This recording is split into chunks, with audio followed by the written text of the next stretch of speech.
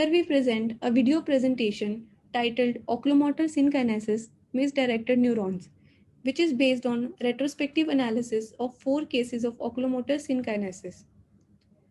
None of the authors has any financial interest in any of the cases. Now, what is synkinesis? Oculomotor synkinesis is abnormal response to firing of oculomotor nerve causing paradoxical co-contraction of muscles. It has been seen in around 15% of the patients after acute third nerve injury. It can be postulated to be due to central or peripheral response of neurons involving either growth to incorrect nerve or abnormal growth of axons, respectively. Trauma, space-occupying lesions, and aneurysms are the main causes of oculomotor synkinesis. It is therefore vital for neurosurgeons to recognize this disorder because it may be the only sign of underlying cavernous tumor or posterior communicating artery aneurysm. Now, the question is, can we afford to miss it? The answer is no, because treatment strategies vary depending on individual clinical presentation, and the synkinesis need to be taken into consideration for surgical planning. Let us have a look at some of the clinical scenarios of oculomotor synkinesis.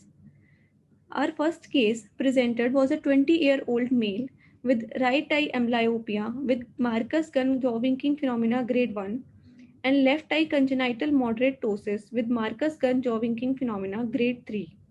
Ocular examination also showed mild restriction of ocular motility in superior gaze in the right eye.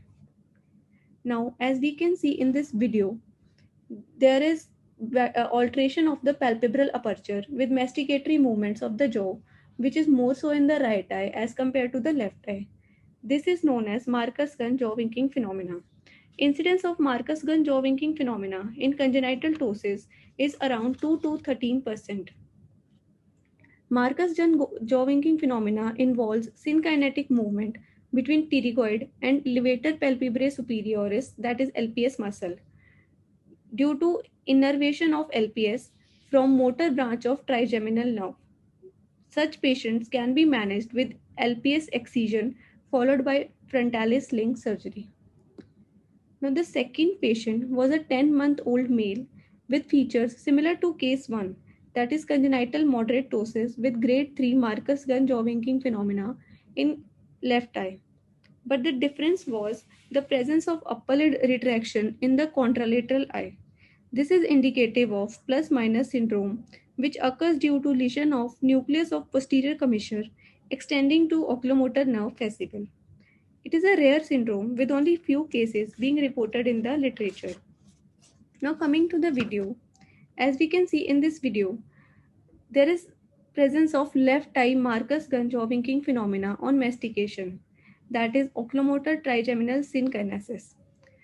Also, we can see the presence of plus-minus syndrome with right eye upper lid retraction and left eye ptosis. Plus-minus syndrome is largely clinically diagnosed. CT and MRI can be done to look for the cause, and the treatment should be directed at the underlying etiology. Coming to case 3, he was a 22-year-old male who presented with right eye post-traumatic third nerve palsy with moderate ptosis with exotropia with oculomotor synkinesis, that is pseudo-von Graffe sign. Pseudo-von Graffe sign may be defined as elevation of upper lid or down gaze or reduction. It is caused by aberrant regeneration of newly formed axons of third cranial nerve that subsequently reach the muscles not originally connected with them. Coming to the video shows widening of the palpebral aperture of right eye when the patient looks in down gaze or in adduction. Such patients can be managed with LPS excision followed by frontalis link surgery. Coming to the fourth case, it was an 11-year-old male who presented with right eye congenital severe ptosis with oculomotor facial synkinesis.